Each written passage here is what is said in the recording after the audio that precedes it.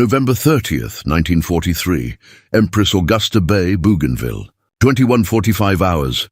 Commander Katsumi Tomano, 38, captain of Japanese submarine I-19, surfaced in darkness off Bougainville to recharge batteries and search for American transport ships. For decades, Japanese submarines had owned the night surface. Superior optics, rigorous training, and aggressive tactics made Japanese submariners the most feared night surface fighters in the Pacific.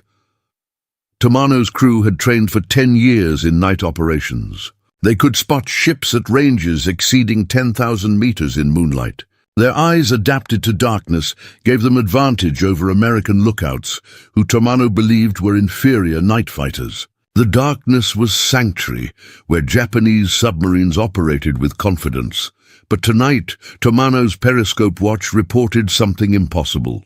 An American destroyer, USS Charles Osborne, had altered course directly toward I-19 from 8,000 meters away. In complete darkness, no moon, no visual contact should be possible at that range. Yet the destroyer was coming straight at them, like it could see in the dark. Tomano ordered crash dive. I-19 submerged with barely a minute to spare before depth charges exploded overhead. The Americans had found them in darkness, from impossible range, with impossible precision. What Japanese submarine commanders didn't yet understand was that darkness no longer hid anything from an enemy equipped with radar. The rules of night combat had changed, and Japanese submarines were now the hunted, not the hunters. By late 1943, submarine warfare in the Pacific had evolved into complex cat-and-mouse operations. American submarines concentrated on attacking Japanese merchant shipping, strangling Japan's war economy. Japanese submarines, designed primarily for fleet actions, attempted to attack American warships supporting island campaigns. Both sides operated extensively at night, when visibility favored submarines over surface ships. Japanese submarine doctrine emphasized night surface attacks. Submarines would surface after dark, use superior optical equipment to locate targets, approach on the surface at high speed, fire torpedoes, and escape on the surface before escorts could respond. This doctrine worked effectively through May 42. Japanese submarines sank numerous American warships, including aircraft carriers Wasp and Yorktown. Using night surface tactics, the doctrine assumed darkness provided concealment that optical search couldn't penetrate beyond a few thousand meters. Japanese submarine officers trained extensively in night visual search. They developed techniques for scanning horizons, identifying ship silhouettes, and estimating ranges using calibrated binoculars. This training created confidence that Japanese submariners could see targets before targets saw them. American destroyer escorts and destroyers in 1943 operated with substantial technological advantage. Japanese submarines didn't anticipate radar, specifically the SG and SJ surface search radars that could detect submarine conning towers at ranges exceeding 15,000 meters in complete darkness. Through rain and in conditions where optical search was impossible, the SG radar, installed on destroyers and larger warships beginning in 1942, operated on 10-centimeter wavelength microwave frequencies. This relatively short wavelength allowed small antenna size while providing excellent resolution for detecting surface targets. The radar could distinguish individual ships in formation at 20,000 meters and detect small targets like submarine conning towers at 12,000 to 15,000 meters, depending on sea conditions. The SJ radar, designed specifically for submarine use but also installed on some surface ships, operated on similar frequencies with comparable performance. Together, these radars gave American surface ships ability to detect, track, and close on surfaced submarines long before submarines could detect the approaching warships visually. The tactical implications were revolutionary. For centuries, naval warfare at night had been limited by human visual capabilities. Battles occurred at close range, where ships could see each other, or they didn't occur at all. Radar changed this completely. Ships equipped with radar could fight effectively at ranges and in conditions where optical sighting was impossible. They could detect targets that didn't know they'd been detected, approach from optimal angles, and attack with surprise. For submarines, this transformation was existential. The night surface, once a submarine's safest operating environment, became a killing zone where American destroyers had overwhelming advantage. Japanese submarine commanders discovered this repeatedly through late 1943 and 1944, usually with fatal results. The Battle of Empress Augusta Bay on November 2, 1943, demonstrated the new reality. American destroyers using SG radar detected approaching Japanese surface forces at 30,000 meters in darkness. The American commander, Rear Admiral Aaron Merrill, maneuvered his cruisers and destroyers to optimal firing positions before Japanese forces were aware of American presence. When battle began, American ships knew Japanese positions precisely, while Japanese ships were still searching for targets visually. The engagement lasted 3 hours. American forces sank 1 Japanese cruiser and damaged 3 others while suffering minimal damage themselves. Japanese commanders reported being engaged by targets they never saw clearly. One Japanese officer, captured after his destroyer sank, stated during interrogation, "We fought ghosts that killed us without revealing themselves. We fired at radar blips and muzzle flashes, never at ships we could actually see." For Japanese submarines operating around Bougainville in the weeks after this battle, the implications were dire. American destroyers patrolling at night used radar to sweep areas systematically.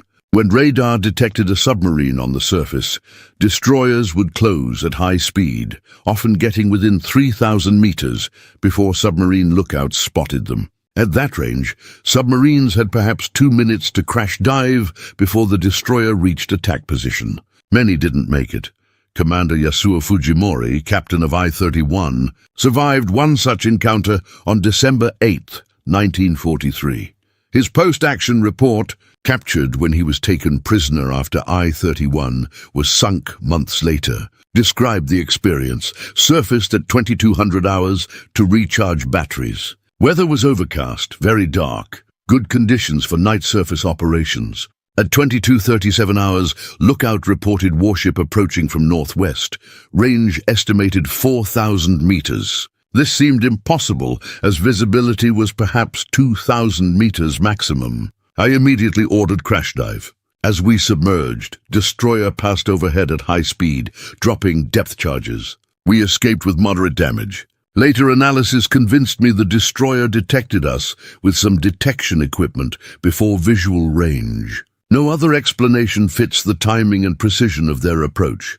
Fujimori's assessment was correct, though he couldn't know the specific technology. American destroyers had detected I-31 on radar at approximately 12,000 meters, tracked her for 10 minutes while closing, and attacked when range decreased to 3,000 meters. From the submarine's perspective, the destroyer appeared suddenly from darkness. From the destroyer's perspective, they'd been tracking a clear radar contact for 10 minutes and attacked according to plan. The psychological impact on Japanese submarine crews was significant. Night surface operations, previously routine, became terrifying.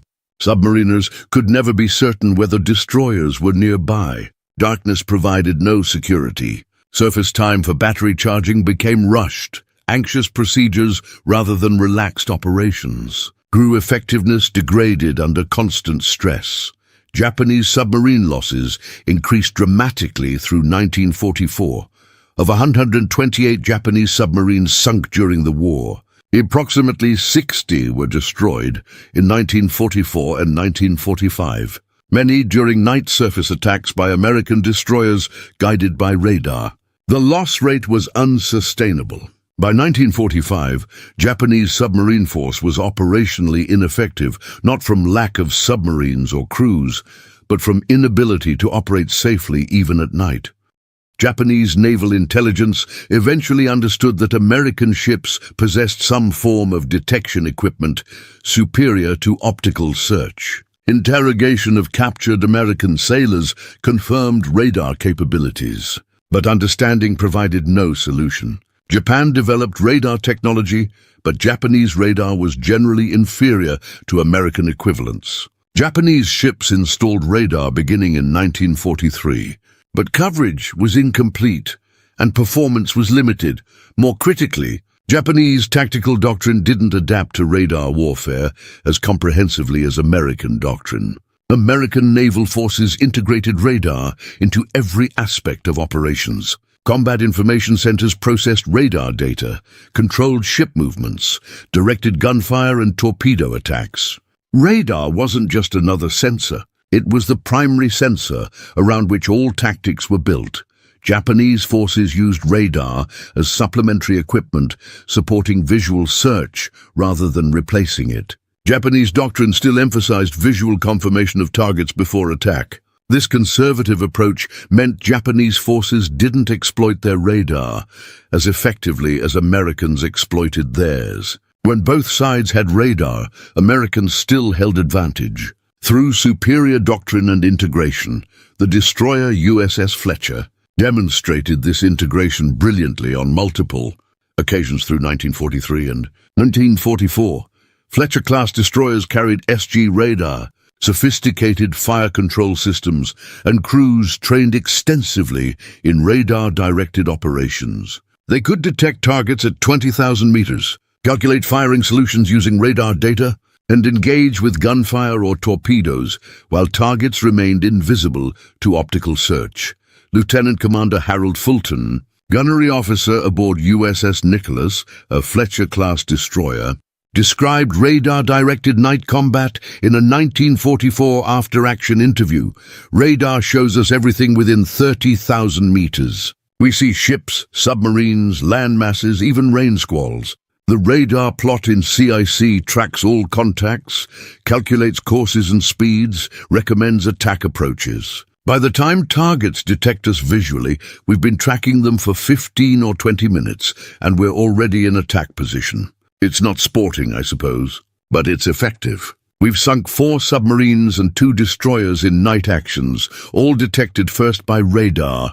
This wasn't individual brilliance. This was systematic application of technology through integrated doctrine. Every American destroyer operated similarly. Every crew trained in radar tactics. Every combat information center processed data identically. The individual technical superiority of radar